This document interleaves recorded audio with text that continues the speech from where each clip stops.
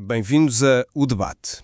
Hoje vamos mergulhar num tema bastante complexo e controverso que está a agitar o Brasil. O projeto de lei antifacção e, mais especificamente, as alterações que foram propostas pelo relator, o deputado Guilherme de Rite.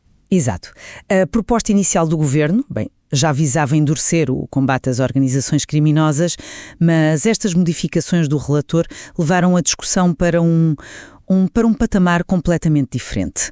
A questão central que nos propomos a analisar é se estas novas medidas representam de facto um avanço pragmático e necessário para neutralizar o poder das facções ou se, pelo contrário, abrem uma caixa de Pandora de riscos institucionais, pondo em causa garantias legais e até, como vamos ver, a soberania do país. De que estas alterações são ferramentas realistas e francamente eficazes, ajustadas à magnitude da ameaça que o crime organizado representa hoje.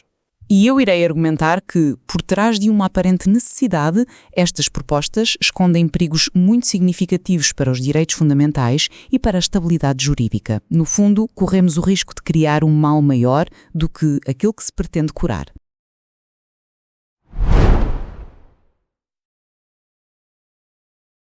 Comecemos então. Olhe, o que me parece crucial perceber aqui é que as ferramentas legais que temos hoje são manifestamente insuficientes.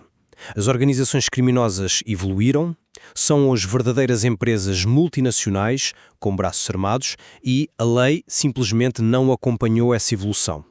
É neste contexto que surgem as propostas do relator de Rite.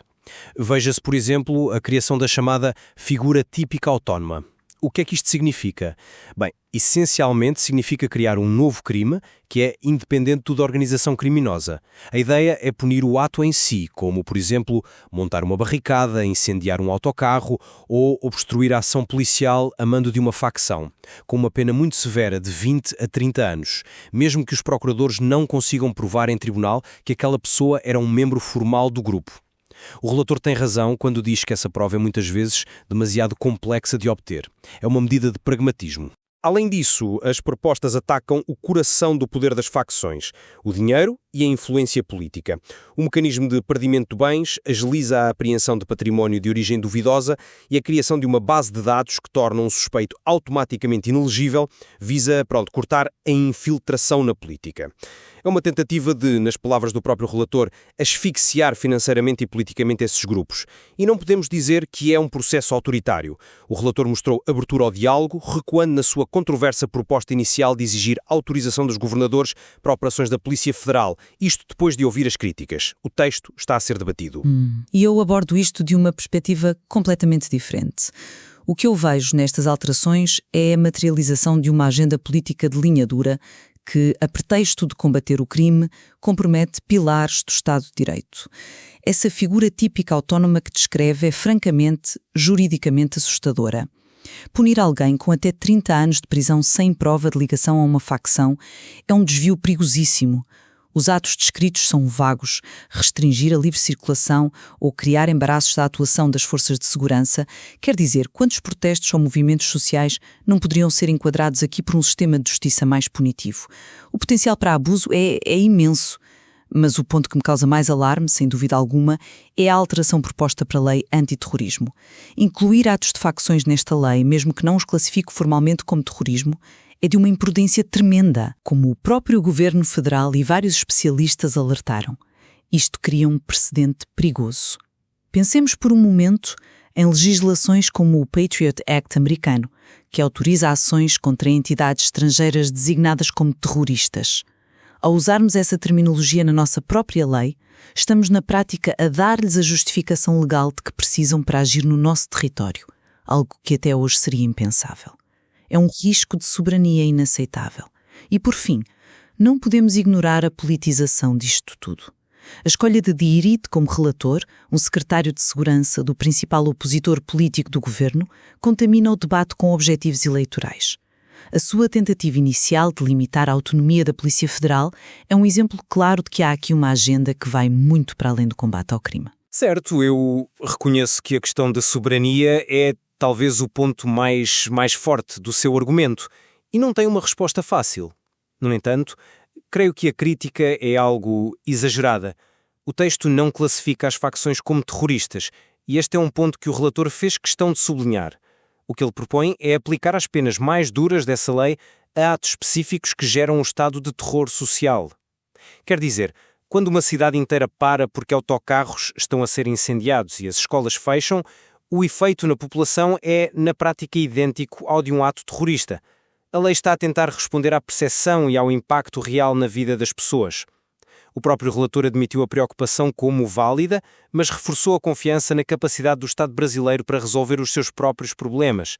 Não crê que se está a subestimar a força diplomática e jurídica do Brasil para se defender de interpretações abusivas. Lamento, mas esse argumento para mim não colhe. A diplomacia e as relações internacionais não funcionam com base em intenções declaradas de um deputado, funcionam com base no texto da lei. A semântica legal tem consequências reais e tangíveis. Ao equiparar os atos na letra da lei, cria-se tal brecha jurídica que outros países podem explorar. A intenção do legislador brasileiro é irrelevante para um tribunal ou uma agência de segurança nos Estados Unidos que esteja a interpretar a sua própria legislação. O risco não é teórico, é concreto. E para quê, afinal? Para obter um agravamento de pena que poderia ser conseguido através de outras alterações no Código Penal, sem tocar numa área tão sensível como a legislação antiterrorista e a soberania nacional? Parece-me uma troca desproporcional e profundamente imprudente.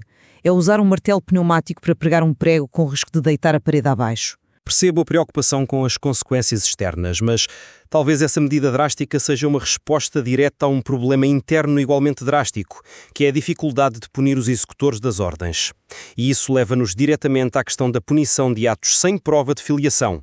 Isto não é uma perversão da justiça, é uma adaptação à realidade do terreno. As facções operam de forma inteligente, usam jovens, muitas vezes não filiados, como os soldados descartáveis para executar as suas ordens mais visíveis e arriscadas.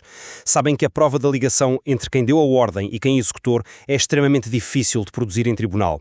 Punir o ato em si, com a gravidade que ele merece, é a única forma eficaz de dissuadir estas ações e de responsabilizar quem as executa. Qual é a alternativa? Deixar estes atos com penas brandas, permitindo que as facções continuem a recrutar com facilidade estes executores? Isso não seria uma vitória para a impunidade? A alternativa não é a impunidade, claro que não. A alternativa é a justiça. Bem, a justiça feita como deve ser. O que essa proposta faz é inverter completamente a lógica do direito penal e violar um princípio básico. A pena tem de ser à medida da pessoa e do que ela fez, o que os juristas chamam de individualização da pena. Não se pode aplicar uma pena de 30 anos pensada para um crime hediondo a alguém que apenas bloqueou uma rua, sem se provar a sua ligação e o seu dolo específico com um crime organizado. Uma pessoa pode obstruir uma via por 1000 razões, inclusive num protesto legítimo que possa escalar. A vagueza da lei abre um precedente perigosíssimo para o sistema de justiça criminal, que deve punir com base em provas concretas, não em suposições sobre a natureza do ato. A alternativa é investir em inteligência, em investigação financeira para desmantelar as cúpulas, em vez de criar uma lei de arrastão que pode apanhar inocentes e dissidentes no meio. Corremos o risco de criar uma lei de exceção que será usada muito para além do seu alvo original. Mas que salvaguardas poderiam ser incluídas no texto para mitigar esse risco que aponta, sem neutralizar a eficácia da lei contra as facções? Porque a sensação que fica é que qualquer ferramenta mais dura é imediatamente rotulada como um risco para a democracia, deixando as forças de segurança de mãos atadas. E isso leva-nos à figura do relator. Critica-se muito a escolha de Guilherme de Ritt, mas a sua experiência como capitão da Rota, uma das unidades de elite mais conhecidas da Polícia de São Paulo, confere-lhe um conhecimento prático da criminalidade que falta a muitos teóricos e legisladores de gabinete. As suas propostas não vêm do vácuo, são informadas pela realidade do terreno, ele esteve lá. Ele sabe como estes grupos operam. Não é precisamente essa experiência em cenários de conflito que o qualifica para entender a urgência e a escala da ameaça.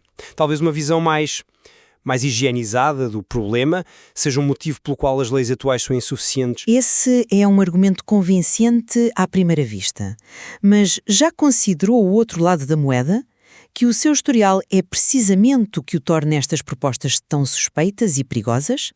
A questão não é a experiência, é a filosofia que dela deriva. A sua gestão como secretário de Segurança em São Paulo ficou marcada por operações de altíssima letalidade, como as que ocorreram na Baixada Santista, com dezenas de mortes e múltiplas denúncias de abuso de força por parte de organizações de direitos humanos. As propostas dele para esta lei refletem essa mesma visão de guerra a qualquer custo. Uma visão que frequentemente despreza o devido processo legal e os direitos fundamentais. A escolha do seu nome para relator não foi uma decisão técnica, foi um ato político deliberado. Foi para sinalizar uma abordagem de força bruta, contaminando, como disseram membros do governo, o debate com os objetivos eleitorais do seu campo político. A filosofia de combate que funciona numa operação policial não pode ser a mesma que escreve as leis para um país inteiro. Quando isso acontece, o Estado de Direito começa a ser corroído por dentro. Mas aí eu pergunto, a lei atual não está a corroer o Estado de Direito pela sua ineficácia? Quando o Estado não consegue garantir a segurança dos seus cidadãos em vastos territórios dominados por facções, não está ele a falhar no seu contrato social mais básico? As alterações propostas, embora duras, são um reconhecimento dessa falha. São uma tentativa de reequilibrar a balança, dando ao Estado ferramentas para cortar as fontes de poder destas facções, o dinheiro, a influência política e os seus soldados nas ruas. É uma tentativa de nivelar um campo de batalha onde hoje o Estado está claramente em desvantagem.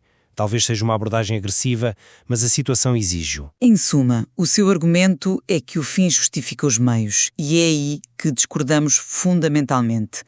O objetivo de combater o crime organizado é obviamente meritório e urgente, ninguém discorda disso, mas os meios propostos são perigosos. Estas alterações arriscam sacrificar princípios que são a base de uma sociedade democrática, a presunção de inocência, a necessidade de prova concreta, a proporcionalidade da pena e até a soberania nacional, em nome de uma eficácia que é, no mínimo, questionável. A história está cheia de exemplos de leis de exceção criadas para combater um inimigo específico que acabaram por se virar contra a própria sociedade que pretendiam proteger. A luta contra o crime não pode nem deve justificar a criação de um sistema legal que nos enfraqueça a todos. No final desta discussão, o que me parece claro é que as alterações a este projeto de lei, por mais controversas que sejam, forçam uma conversa necessária sobre os limites da legislação atual. Elas reconhecem que estamos a lidar com um inimigo que não joga pelas regras e questionam se o Estado pode continuar a fazê-lo. As medidas procuram ser inovadoras e agressivas porque o problema é ele próprio inovador e agressivo. É uma tentativa, talvez imperfeita, de adaptar o direito a uma realidade brutal. Para mim, o que fica evidente é que, embora o diagnóstico do problema seja correto, o poder das facções é uma ameaça real, o tratamento proposto pode ter efeitos secundários devastadores. Arriscamos criar um monstro legal para combater outro.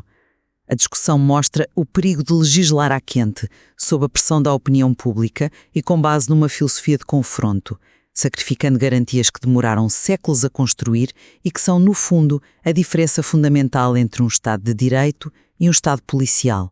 No fundo, o que esta discussão toda nos mostra é um dilema clássico, talvez insolúvel, entre a procura por segurança imediata e a salvaguarda das liberdades a longo prazo.